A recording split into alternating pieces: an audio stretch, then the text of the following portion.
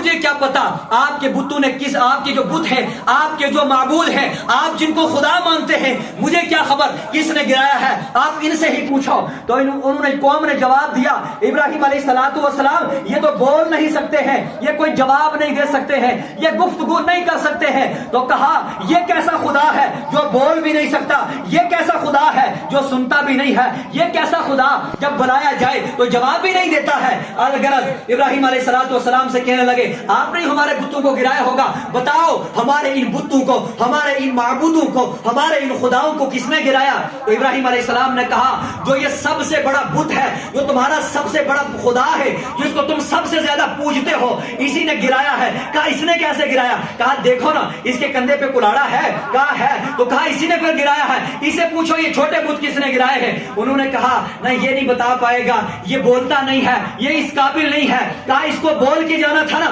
ہمارے خداؤں کی حفاظت کرنا، کہا یہ ہمارے خداؤں کی حفاظت نہیں کر سکتا ہے۔ ابراہیم علیہ السلام نے قوم سے کہا لوگوں جو خدا تمہارے خداؤں کی حفاظت نہیں کر سکتا، جو خدا اپنی حفاظت نہیں کر سکتا، جو خدا اپنے آپ کو نہیں بچا سکتا، خود اس کو زمین پر گرا دیتا ہے کوئی، بتاؤ یہ خدا تمہاری مدد کیسے کر پائے گا؟ یہ خدا تمہاری حاجتوں کو پورا کیسے کرے گا؟ یہ خدا تمہاری مشکلاتوں کو پورا کیسے کرے گا؟ اور یہ خدا تمہیں جنت کیسے دلائے گا؟ لوگوں ان خداؤں کو چھوڑ دو، صرف ایک اللہ کی پوجا کرو، صرف ایک اللہ کو اپنا معبود مانو اور صرف ایک اللہ کی عبادت کرو۔ وہی خالق ہے، وہی مالک ہے، وہی رازق ہے، وہی خالق ہے، اسی نے پیدا کیا اور وہی رزق دینے والا ہے، وہی موت دینے والا ہے، وہی جان لینے والا ہے، وہی زندہ کرنے والا ہے، وہی روزی دینے والا ہے۔ یہ سارے کے سارے خدا، یہ سارے کے سارے بت، یہ سارے کے سارے معبود تمہارے جھوٹے ہیں۔ اور جب ابراہیم علیہ السلام نے یہ اعلان کیا قوم نے جنگ کے لیے تیار ہو گئے، قوم نمرود کے پاس جا پہنچی اور نمرود کو یہ خدا بھی مانتے تھے۔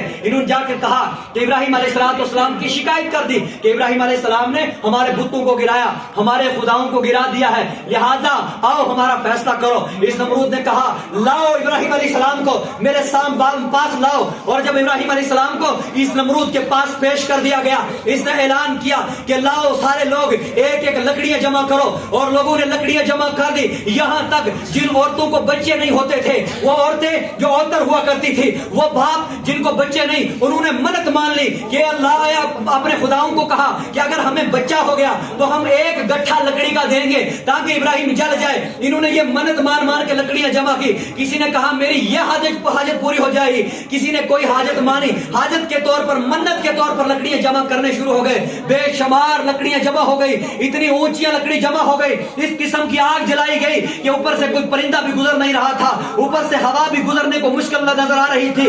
آسمانوں میں شور اٹھ گیا اور سارے فرشتے شور مچانے لگے، ساری حورین جنت کی باہر آ گئی، سارے درند اور پرند حیران ہو گئے، کہنے لگے پروردگار عالم یہ تیرے بندے خلیل ابراہیم کے ساتھ کیا ہو رہا ہے؟ آج اس کو کس آگ کے اوپر چڑھایا جا رہا ہے جس آگ سے پرندہ بھی گزر نہیں سکتا ہے، جس آگ کے اندر بچنا بہت مشکل لگتا ہے، یہ کیا ہو رہا ہے؟ اللہ رب العزت نے اعلان کیا اور پرندوں تم بھی سن لو، اور درندوں تم بھی سن لو، اور انسانوں تم بھی سن لو، اور میرے ملائکہ سن لو، آج میرے خلیل ابراہیم کو جب آگ پر چڑھایا جائے گا ایک عجیب منظر نظر آئے گا، اور اس وقت یاد رکھنا جب میرے خلیل کو آگ پر ڈالا جائے گا اس کو آگ کچھ نہیں کرے گی، اس کو اس کے لیے آگ گلزار ہو جائے گی، سلامت ہو جائے گی۔ اب جب ابراہیم علیہ السلام کو آگ پر ڈالنے کے لیے لایا گیا، قابل غور بات ہے آگ اتنی اونچی لکڑیاں ہے، ابراہیم علیہ السلام کو چڑھایا کس طرح جائے؟ چڑھانے کی کوئی پلاننگ نہیں بن رہی تھی، کوئی منصوبہ تیار نہیں ہو رہا تھا۔ رسے لگائے گئے اور جب رسے لگائے گئے تو ساری قوم رسا کھینچنے لگی، ابراہیم آگ پر نہیں گئے۔ اب سارے کتنے لوگ طاقت میں ہیں سب جمع ہوئے، سارے مشرکین جمع ہو گئے، سارے یہودی اور نصارہ جمع ہو گئے، رسا کھینچ رہے ہیں مگر ابراہیم آگ پر نہیں جا رہے ہیں۔ آخر جب یہ بات عام ہونے لگی تو ان لوگوں نے جو بڑے بڑے جادوگر تھے، جو بڑے بڑے کہان لوگ تھے، نجومی لوگ تھے، غیب کی خبریں بتانے کا دعویٰ کرنے والے تھے، ان کے پاس گئے آخر کیا معاملہ ہے؟ ابراہیم آگ پر نہیں جا رہا ہے، رسا کھینچا نہیں جا رہا ہے، ابراہیم ایک بندہ ہے، ہم اتنے بندے ہیں، آخر وجہ کیا ہے؟ دیکھو اس کا جواب سننا اور پھر اپنے قربانوں میں آپ بھی دیکھ لینا، اور وہ میری ماں بہنیں جو گھروں میں سن رہی ہیں وہ بھی دیکھ لینا۔